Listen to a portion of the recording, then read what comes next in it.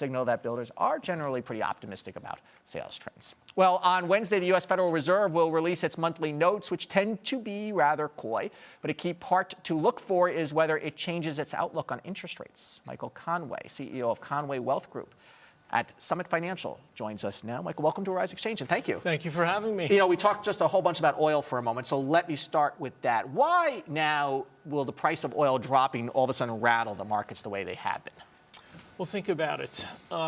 So many businesses and economies really rely on the price of oil. You mentioned earlier the price of oil is now just about at its 5-year low. Yeah.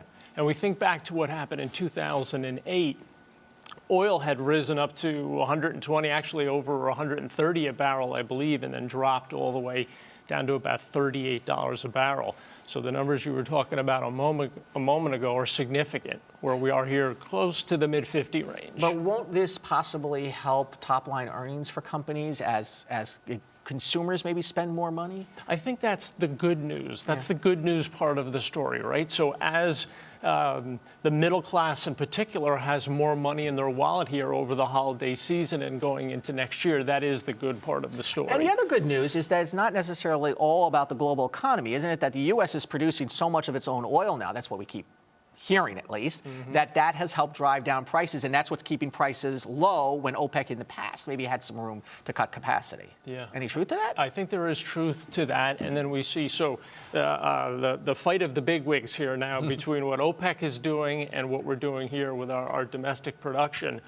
Who's going to blink? Yeah. What will end up happening, and will the U.S. gain a considerable foothold, which I believe it will. So that's an interesting piece. It's kind of entertaining to watch, right? It's a slugfest. We're going to see what happens here. We have a horse in the race now. All right, so the Fed is going to meet, and we always try to decipher exactly what these notes are when Janet Yellen and the group come out. What do you think they're going to say on Wednesday, and is it going to look different than what they said last time? So what's the term you used before? Coy. Sometimes I use dense. Well, mix it up. I think they're going to come out with probably considerable time. Right? Okay. So they want to raise rates, and they're talking about middle of next year, but a lot of it is data dependent. What happened? We don't see wage pressure. We're seeing what was happening in the oil markets. Domestically, things have improved considerably, but the partners we trade with around the globe, being the EU, Japan, China, significant slowdown. So how will that affect us here, and what will that do in turn to the Fed's decision? And I guess they're going to say we really don't see any signs of inflation. And with oil prices pulling back, the consumer may be feeling less signs of inflation as well, and that's a key indicator of what they're looking for as well as wage pressure. That is right. And so we're not really, so this additional move with oil coming down is a big key indicator. So wage pressure we're not seeing. Commodities have fallen dramatically. So we have commodities falling.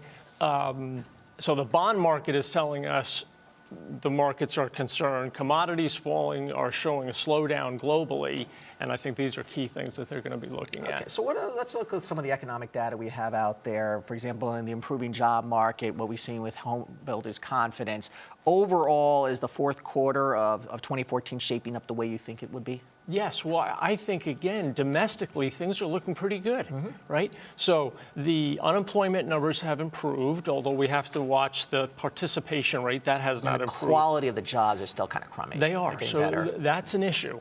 But overall, domestically, auto sales are good. Real estate is vastly improved, so we've seen a lot of good signs here, but our trading partners are having trouble. So we'll see what that does to us going into the beginning of next year. But domestically, things are looking up. And I don't want to put you on the spot, but with the change in Washington at all, what does that mean for the markets and for the markets generally? Same thing as it did last year and the year before, and probably next year and the year after. What happens in Washington probably won't have much of an effect. I think it more comes back to business cycles than it does what our friends in Washington are doing. And we're seeing a better business cycle right now. Here domestically, we clearly are seeing a vastly improved number, so that's a good thing. Michael Conway, founder of CEO Conway Wealth Group. Thank you so much for coming in. Thanks for having me. Appreciate it. Coming up, year 2 of enrollment for the Affordable Care Act. We'll have a look at where Obamacare stands. You're watching Arise Xchange. Stay with us.